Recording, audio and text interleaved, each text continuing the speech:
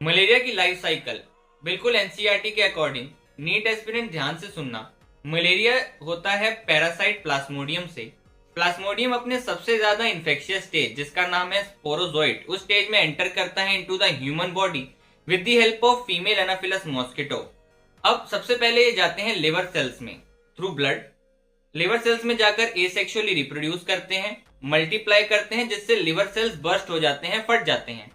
अब ये parasites liver cells के बाद गए आरबीसीज के अंदर। आरबीसीज के अंदर जाकर फिर से एसेक्सुअली रिप्रोड्यूस करा, वहां पर जाकर मल्टीप्लाई करे, जिससे आरबीसीज रप्चर हो गई। आरबीसी जब रप्चर हुई तो एक टॉक्सिक सब्सटेंस रिलीज हुआ जिसका नाम है हेमोजोइन, जिसकी वजह से फिर पेशेंट को on the interval of 3 to 4 days high fever आता जाता रहता है।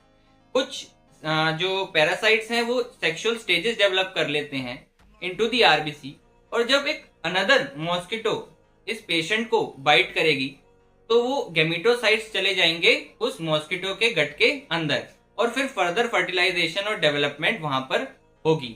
अब ये जो स्पोरोजोइट्स हैं ये स्टोर होते हैं फिर उस मॉस्किटो के सलाइवरी ग्लैंड में, और जब ये मॉस्किटो फिर एक अनदर ठीक ठाक ह्यूमन को बाइट कर लेगी तो फिर से यही साइकिल उसमें चलने लगेगी। तो सबसे पहले मॉस्किटो ने ह्यूमन को बाइट किया, ये लिवर के अंदर गए पैरासाइट, पैरासाइट लिवर के अंदर गए, लिवर बर्स्ट हुआ, फिर ये पैरासाइट कहां गए आरबीसीज के अंदर, आरबीसीज बर्स्ट हुए, हेमोजोइन टॉक्सिक सब्सटेंस रिलीज हुआ जिससे फिर फीवर आया, और फिर से ये मलेरिया की लाइफ साइकिल दोबारा चलने लगी।